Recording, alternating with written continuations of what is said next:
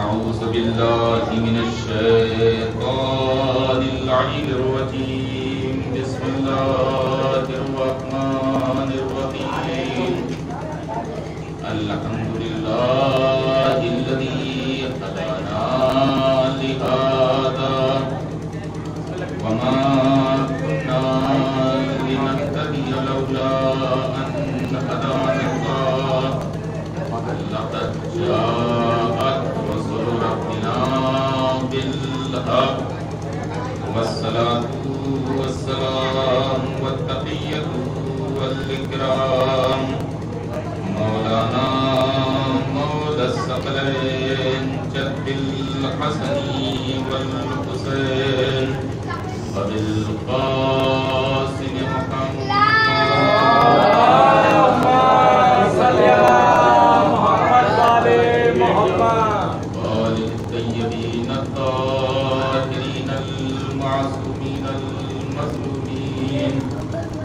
ولعنة الله على أعدائهم أجمعين من يومنا هذا إلى قيام يوم الدين أما بعد فقد قال الله تبارك وتعالى في قرآن الحكيم وهو أصدق الصادقين وقوله الحق بسم الله الرحمن الرحيم لقد كان في قصصهم عبرة لأولي الألباب صلوات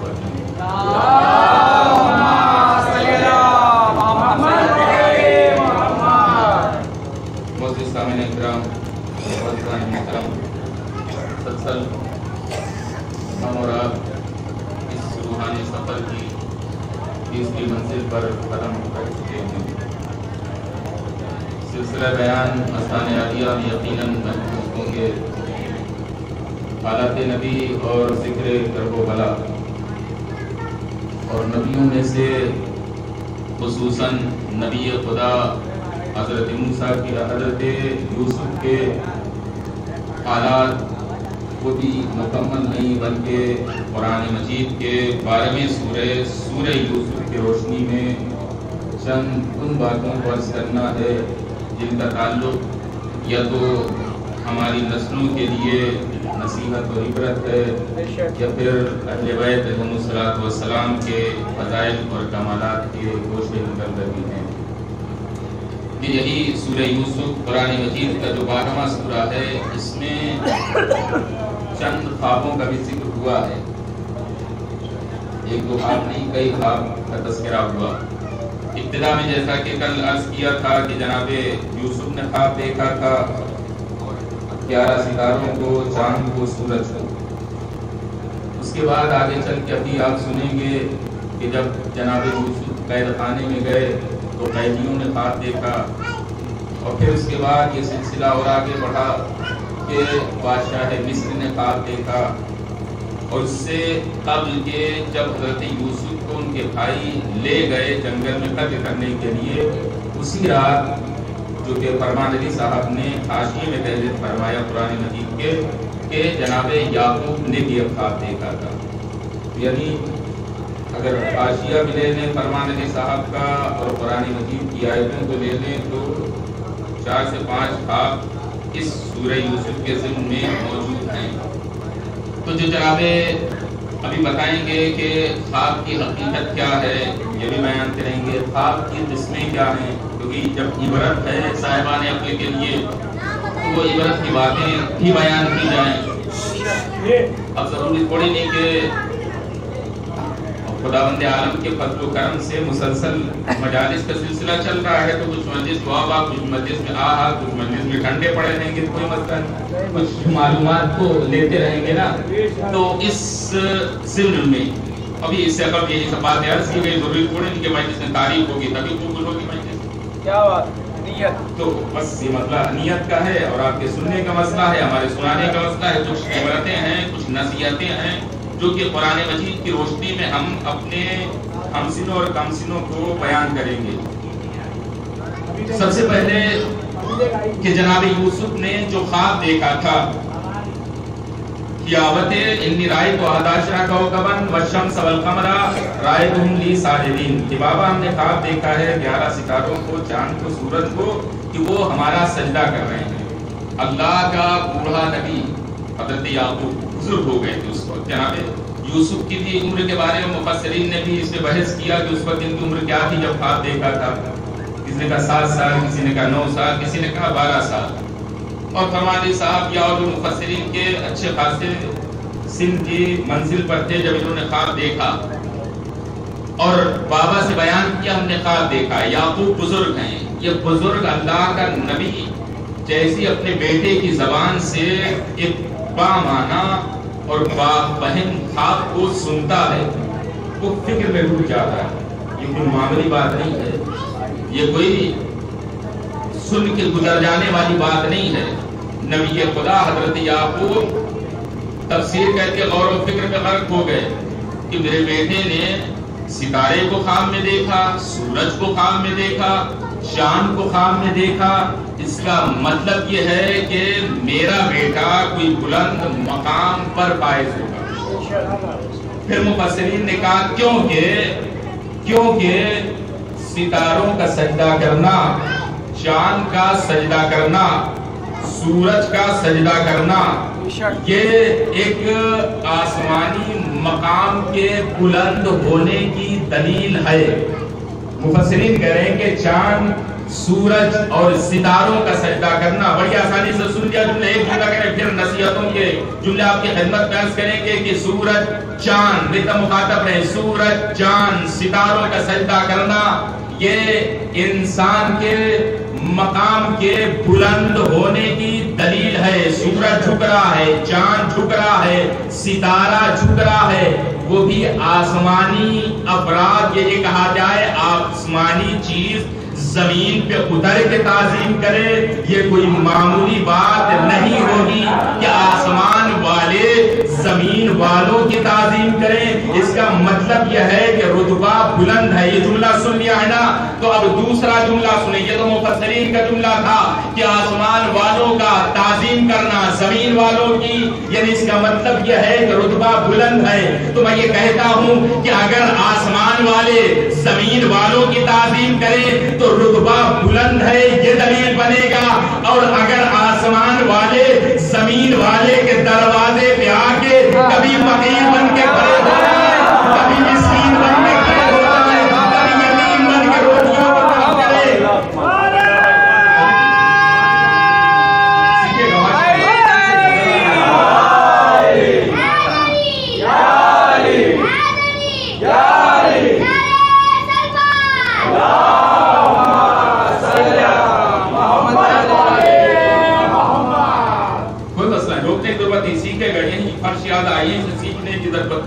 یہیں سے ہم سیکھتے بھی ہیں، یہیں سے ہمارے اندر طریقہ بھی آتا ہے، یہیں سے ہمارے اندر تمیز بھی آئے گی، یہیں سے ہمارے اندر تہذیب بھی آئے گی، سلیقے زندگی بھی سیکھیں گے، یہی فرش ادا ہے، یہیں سے ہم سب کچھ لے کر کے جائیں گے۔ واقعاً آپ اگر اٹھا کر کے تاریخ دیکھیں کہ بڑے بڑے بوڑھے ہو گئے ہیں لیکن ان کو تمیز نہیں ہے، سلیقہ نہیں ہے، ملنے جلنے کا سلیقہ نہیں ہے، لیکن یہ امتیاز عزائے حسینی ہے کہ جس کا رابطہ فرش عزا سے ہے۔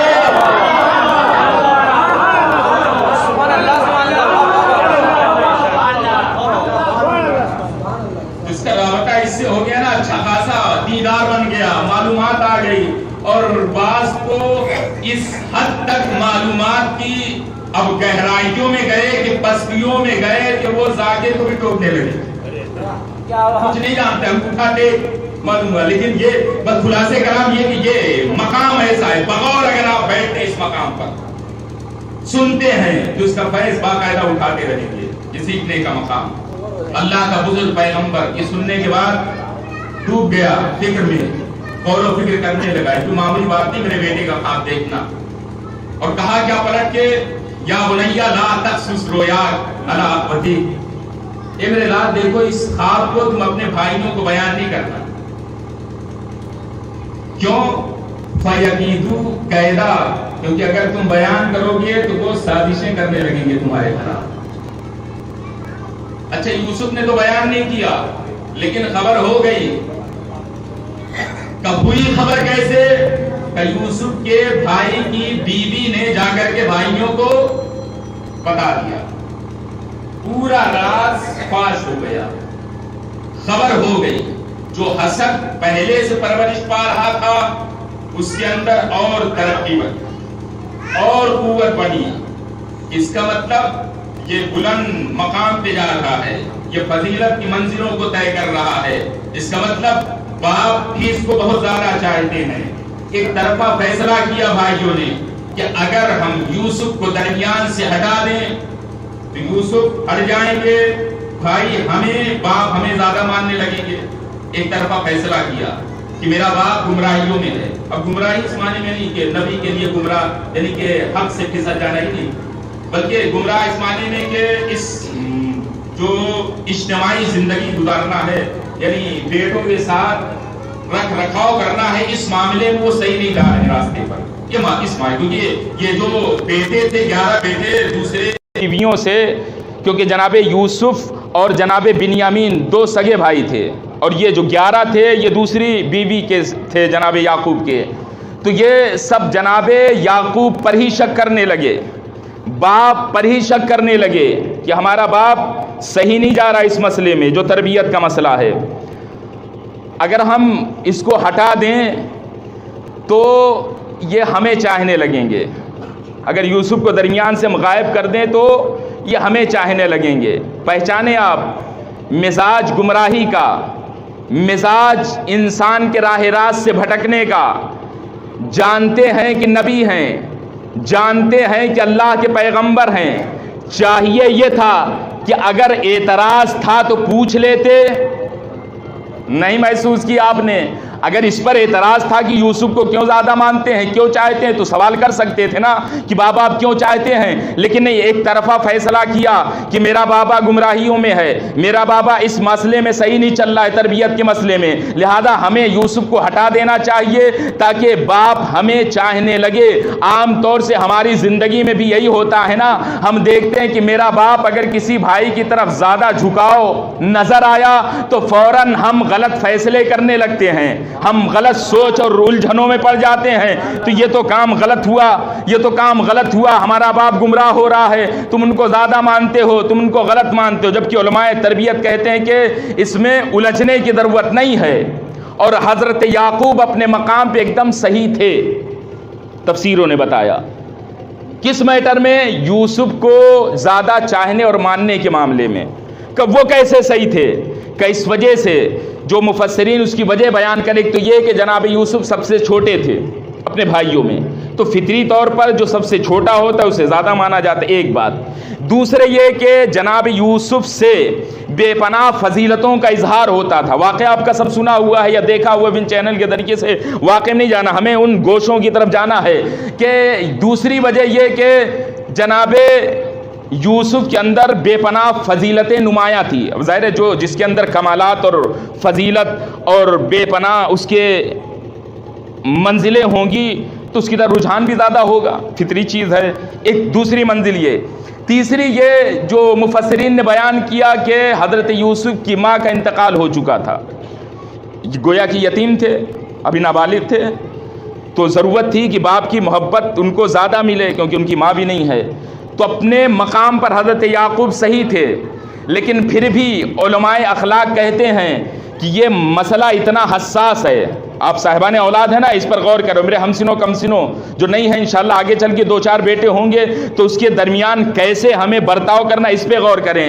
کہ علماء اخلاق کہتے ہیں کہ پھر بھی یہ تربیت کا مسئلہ اتنا حساس ہوتا ہے کہ انسان کو پھونک پھونک کے قدم رکھنا چاہیے کہ ذرہ برابر بھی اگر کسی کے اندر اونچ نیچ کا مسئلہ آیا تو وہ بیٹا پہلے تو حسد کرے گا اس دوسرے بھائی سے, جلن کرے گا, اور نتیجے میں وہی کام کرے گا جو برادران یوسف نے کیا.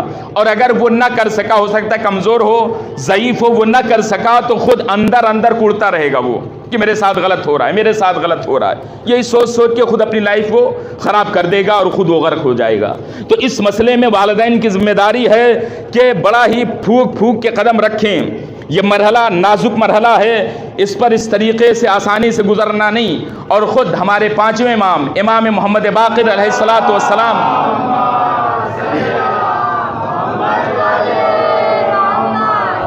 ارشاد فرماتے ہیں کہ بعض اوقات ہم اپنے بیٹے کو بہت زیادہ محبت کرتے ہیں اور اس کو اپنے زانوں پر بھی بٹھاتے ہیں, اور صرف اتنا ہی نہیں بلکہ بکری کے ران بھی اسے دیتے ہیں کھانے کے لیے, اس کے منہ کے اندر شیرینی بھی ڈالتے ہیں.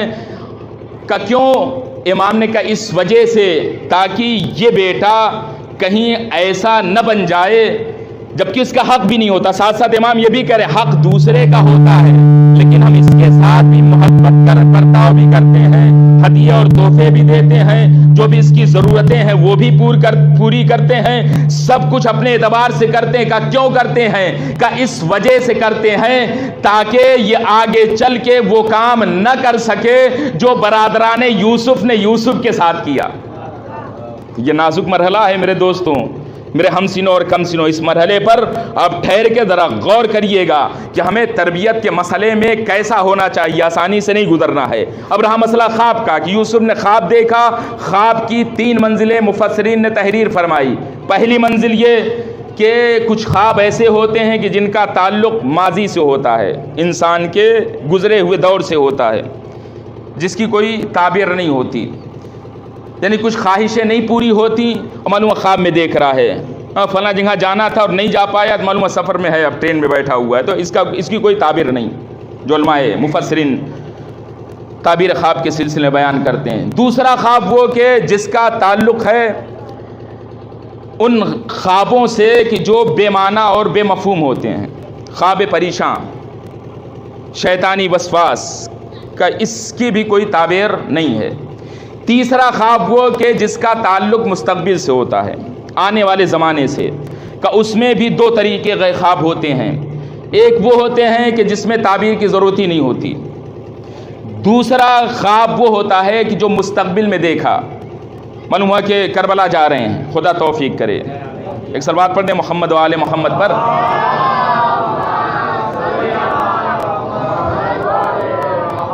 یا بہت زیادہ پریشان ہے اور کوئی عالم خواب میں مدد کر رہا ہے, ادھر آنکھ کھلی منو کوئی آ گیا دروازے پہ دق الباب کیا, مدد کر دیا.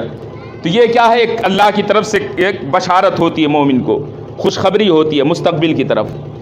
اسی طریقے کی روایت آپ کی خدمت میں عرض کریں کہ مرزا عبد الملک, انہوں نے خواب میں دیکھا, وہ کہتے ہیں کہ کیونکہ بزرگ عالم دین تھے, وہ کہتے ہیں کہ میں مازندران میں موجود تھا اور میرے یہاں اپنے وطن سے پیسہ 100 تومان آتا تھا. ظاہر اس دور کا, آج تو 100 تومان کی کوئی ویلو نہیں, اب 100 تومان کی آج سے تقریباً 100 سال پہلے کی اہمیت تھی.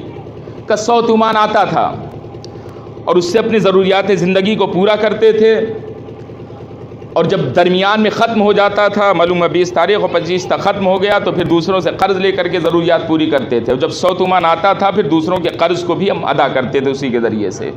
اور ایک سال معلوم یہ ہوا کہ فصل خراب ہو گئی ہے اور پیسہ نہیں آنا ہے. کب جیسے میں نے یہ سنا تو ظاہر قرضدار بھی ہو چکے ہیں, اور پھر آئندہ مہینے کے اخراجات بھی ہمیں چلانا ہے, چلے گا کیسے جب پیسہ نہیں آئے گا. تو کیسی فکر میں تھے, افسوس کر رہے تھے کہ ہم پہ نیند کا غلبہ طاری ہوا. عالم خواب میں ہم نے دیکھا کہ حضور ختمی مرتبت پیغمبر اسلام حضرت محمد مصطفیٰ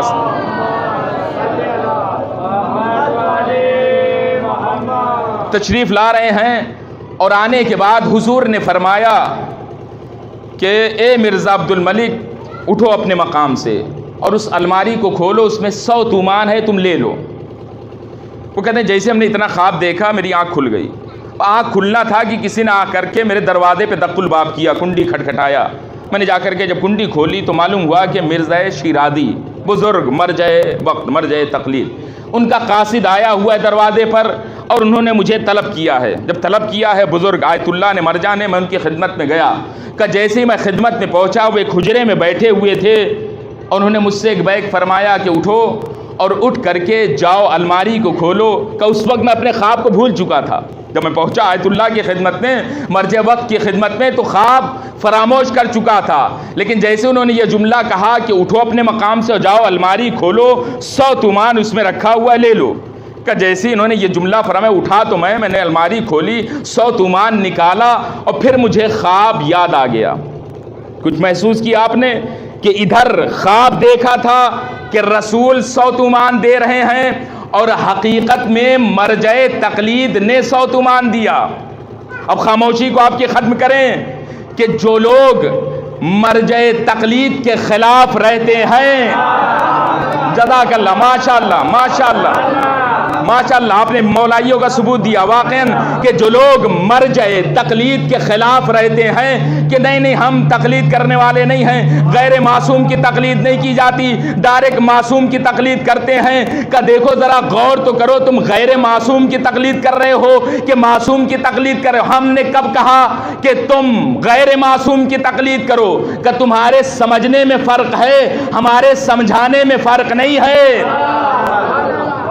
نہیں جملے کو واضح کریں گے، سمجھنے میں فرق ہے، سمجھانے میں فرق نہیں ہے۔ کہ وہ فرق کیا ہے؟ کہ فرق یہ ہے اصل میں اگر تم تقلید کر رہے ہو بزرگ آیت اللہ سیستانی کی، تو پھر سیستانی کے قول اور فعل پر عمل تھوڑی نہیں کرتے، وہ تو خدا اور رسول کے پیغامات کو بتاتے ہیں۔ تو اس پہ تھوڑی تمہیں عمل کرنا ہے۔ ہم نے کب کہا کہ تم غیر معصوم کی تقلید کرو، غیر معصوم کی قول فعل پہ عمل کرو؟ ہم خود بھی نہیں کرتے، ہم تمہیں کیوں کہیں گے تم کرو؟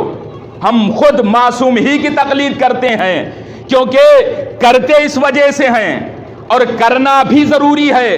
اور جو تم کہہ رہے ہو کہ ہم نہیں کرتے، تو جو کہتے ہو نہیں کرتے یہ بھی تو کسی کی تقلید میں ہی تو کہہ رہے ہو۔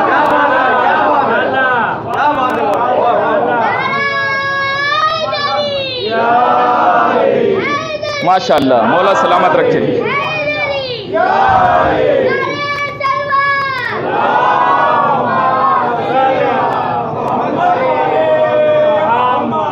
جو کہتے ہو نہیں کرتے ہم، تو یہ بھی کسی کی تقلید کر رہے ہو۔ جو ہم نے آپ کو سمجھایا بجھایا اب اچھے طریقے سے برین واش کیا، تب آپ کے سمجھ میں نہیں کرتے ہم، تو اس کا مطلب آپ میری تقلید کر رہے ہیں؟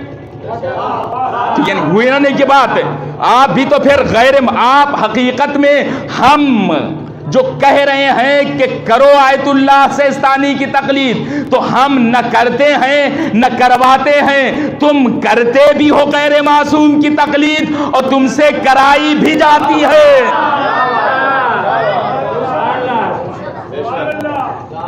مجبور ہیں، ہم کرتے بھی ہیں اور کرواتے بھی ہیں، معصوم کی تقلید کرو کا کیوں؟ مجبور کیوں ہیں؟ آیت تو بہت سی ہے نا، قرآن تو ہے نا، گھر گھر میں موجود ہے، دیکھ کے اپنا عمل کر لیجئے، حلال و حرام کو سمجھ لیجئے۔ حدیثوں کی کتابیں ہیں نا، معتبر کتابیں، اصول کافی وغیرہ وغیرہ سب موجود ہے نا، اٹھائیے نکالیے حدیث، کر لیجئے فیصلہ اپنے اعتبار سے حلال و حرام کا۔ کیوں نہیں کرتے؟ کہ مولانا عجیب باتیں کر رہے ہیں، کیسے کریں گے؟ کہ یہی تو بات ہے نا، کرنا ہے کریے آپ، کہ نہیں کر سکتے؟ کہ کیوں نہیں کر سکتے؟ کہ مشکل یہ ہے، مثال سنیں، اینٹی بائیوٹک تو ایک ہی ہوتی ہے نا، نہیں محسوس کیا آپ نے؟ اینٹی بائیوٹک ایک ہی ہے نا، کئی طریقے کی، نام تو اینٹی بائیوٹک ہے تو کئی طریقے کی، کب کون سی استعمال کرنا ہے؟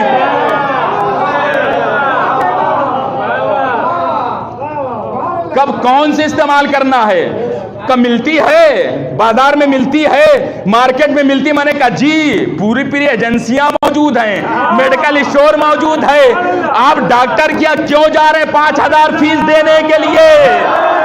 اس سے بہتر نہیں مثال دے سکتے ہم. ماشاءاللہ. مولا سلامت رکھیے. کیوں آپ جانے؟ کیوں ڈاکٹر کے جانے کی ضرورت کیوں پڑی؟ سیدھا جائیے نا, شارٹ کٹ لیجئے راستہ. 5,000 ممبئی میں ہے تو 5,000 10,000 فیس لگ رہی نا ڈاکٹروں کی. یہاں کی بات نہیں کر رہے ہیں, یہاں تو نارمل ہے. 500 1,000 لکھنؤ پہنچ جائیے, بس 1,500 اس سے زیادہ نہیں ہے. لیکن آپ جائیے ممبئی میں ایک ڈاکٹروں کی 5,000 10,000 اور آگے بڑھیں گے. بس یہیں تک ہے نا مسئلہ. 10,000 فیس دینے کی ضرورت کیا ہے؟ شارٹ کٹ راستہ لیجئے, سیدھے میڈیکل اسٹور جائیے. آپ کی طبیعت خراب ہے, دوا لیجئے,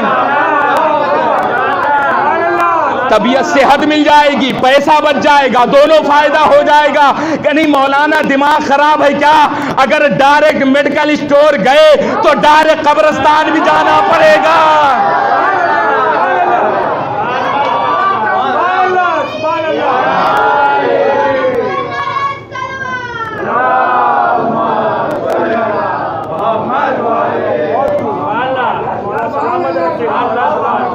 ڈائریکٹ گئے, موقع کی نزاکت, وقت کی نزاکت, ماحول کی نزاکت, اس پہ بھی روشنی ڈالنا ضروری ہے. ڈائریکٹ نہیں جا سکتے ہم میڈیکل اسٹور.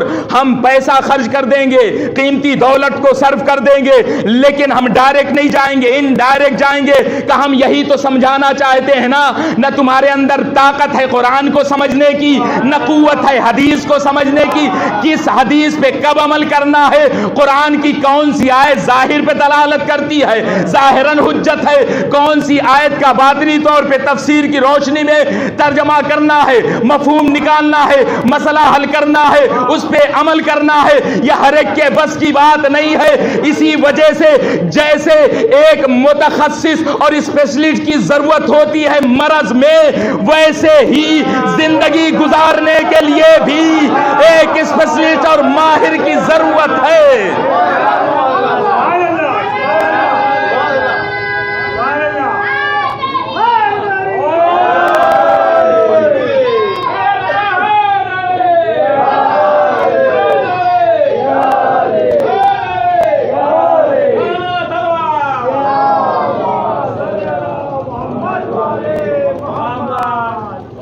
معمولی سمجھتی ہے دنیا. ایک عام انسان ہماری طریقے سے گنہگار, خاکی, غیر معصوم, کیوں ہم اس کی بات پہ چلیں, کیوں ہم اس کے قول پہ عمل کریں؟ یعنی یہ بات ہے, کیوں ہم تقلید کریں؟ سمجھے ہی نہیں. اصل میں آسانی سے کہہ دینا تاکہ بات اور اچھی طریقے جو ابھی تک نہیں پہنچ رہی تھی وہ پہنچ جائے. کہ میرے کم سنوں, میرے ہم سنوں, تقلید کا مسئلہ اتنا سخت بنا دیا گیا ہے نہیں. پیچیدہ طریقے سے پیش کیا جاتا ہے لوگوں کے درمیان, لوگوں کے ذہنوں کو معوف کرنے کے لیے, منجمد کرنے کے لیے, الجھانے کے لیے, کہ جسے ہم اور آپ سمجھ بھی نہیں سکتے. ایسی ایسی دلیلیں پیش کرتے ہیں, ایسے ایسے ثبوت دیتے ہیں, ایسے ایسے استدلال کرتے ہیں کہ اچھا خاصا انسان بہک جائے گا. ایک صلوات پڑھیں محمد و آل محمد پر.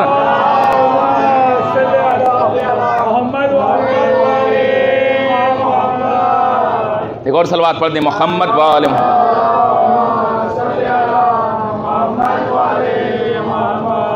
تو مسئلہ تقلید اتنا اہم مسئلہ ہے. غالباً وقت تمام ہو چکا ہے, گھڑی پہ نگاہ نہیں گئی. کہ خدا سلامت رکھے کہ جنہوں نے مراجع وقت کا احترام کیا, ان کی عظمت اور ان کی بزرگی کو سمجھا, اور جنہوں نے مراجع کو سمجھا وہی اپنے ائمہ کو بھی سمجھیں گے, اور وہی خدا کی بھی معرفت حاصل کریں گے. اور آج یہ سمجھدار مجمع جو ہمارے سامنے مولا کی بارگاہ میں اپنے آنسوؤں کی سوغات لے کر کے آیا ہوا ہے, کیونکہ یہ ایام چل رہے ہیں کہ جہاں پر کسی طریقے کے مصائب میں ربط کی ضرورت نہیں ہے. رباب ادا دوسری محرم ہے, بس یہی تصور رلائے گا کہ زہرا کا لال فرزند مصطفیٰ چلتے چلتے وہ حسین جو نانا کی قبر سے الوداع ہو کے چلا تھا، جو ماں کی قبر کو سلام آخر کہہ کے چلا تھا، بھائی کو خدا حافظ کہہ کے چلا تھا، اپنے منزل مقصود تک پہنچ چکا ہے۔ چلتے چلتے گھوڑا رکا، حسین نے 7 گھوڑے بدلے۔ جب آخر میں یہ پتہ چلا یہ سرزمین کرب و بلا ہے، حسین نے آواز دیا، بھیا عباس میری قتل گاہ آ گئی، اے بھیا یہیں پہ خیمے لگا دو، اے بھیا سامان سفر یہیں پہ اتار دو، اے بھیا محملوں کو یہیں پہ بٹھا دو۔ عزیزان محترم، یہ پہلی مجلس کربلا کی زمین پہ تھی کہ جسے آقا حسین پڑھ رہے تھے مولا عباس سن رہے تھے۔ یہ تاریخ کی پہلی مجلس تھی ذکر کربلا کے سلسلے میں، حسین پڑھ رہے ہیں، عباس سن رہے ہیں، ہاں ہونا یقتلو رجالنا، ہاں ہونا یذہب اطفالنا، اے بھیا دیکھو یہی ہمارے کمسن بچے ذبح کیے جائیں گے، اے بھیا یہی ہمارے مردوں کو قتل کیا جائے گا۔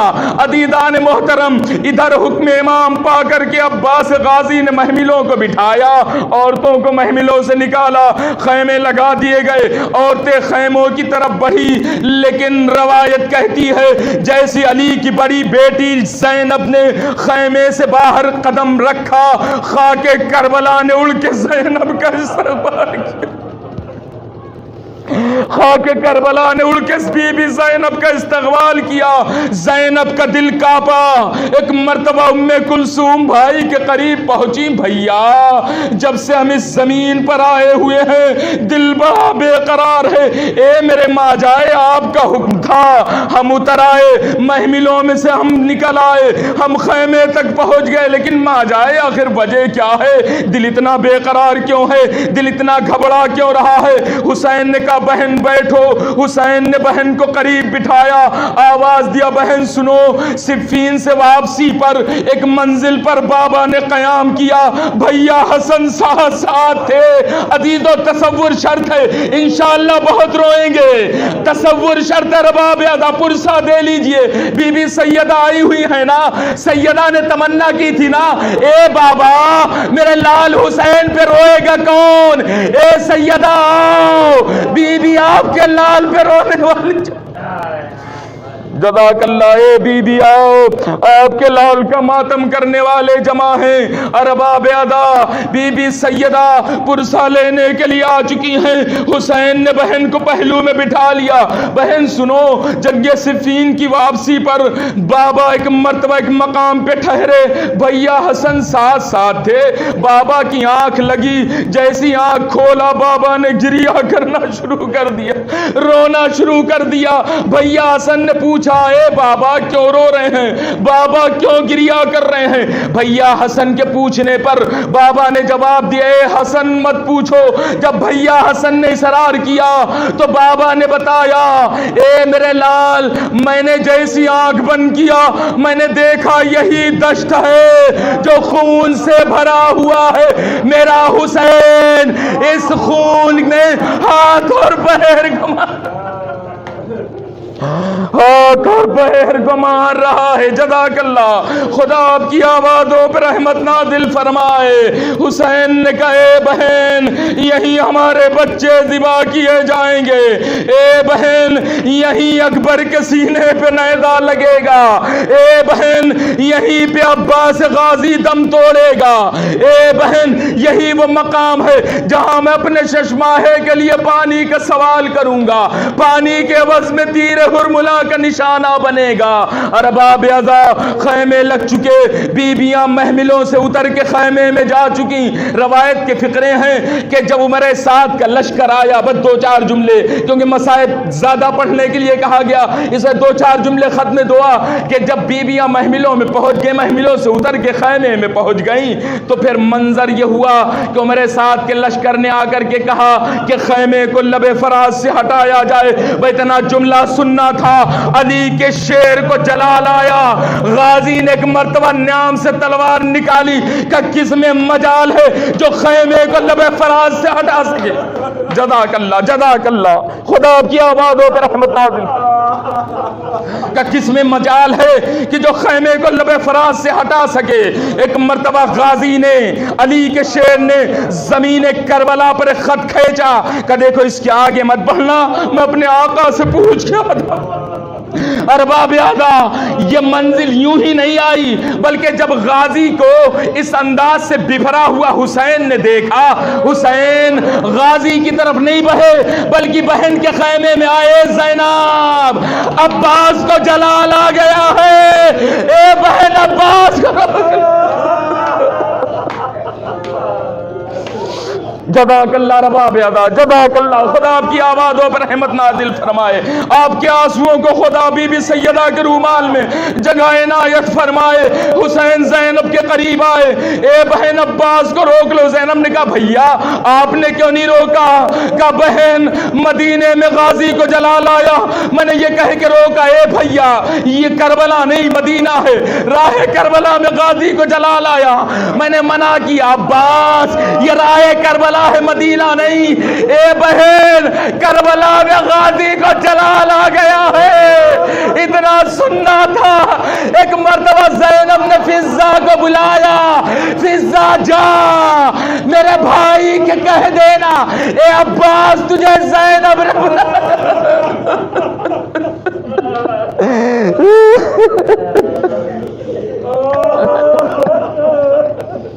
اے عباس تجھے زینب نے بلایا ہے. اور زینب نے ایک فقرہ اور بھی کہا کہ فضا غازی سے یہ کہہ دینا عباس اگر آنے میں تاخیر کی تو زینب خیمے سے نکل آئے گی. یہ سننا تھا. غازی بفرا ہوا شہزادی کے خیمے میں آیا، واقعہ تمام ہوا. عباس نے خیمے کو لب فراز سے ہٹا لیا، لیکن عزیزو یہ واقعہ سننے کے بعد دل بھر آیا. اے غازی، ارے زینب کے زبان سے صرف الفاظ سنا کہ خیمے سے نکل آئے، برداشت نہ ہوا. آؤ غازی آؤ، عصر عاشورہ آ گئی. زینب کی چادر چھن رہی ہے، سکینہ تماچے کھا رہی ہے، سجاد کا بستر کھینچا جا رہا ہے. واہ باسا، واہ حسینہ، واہ علی.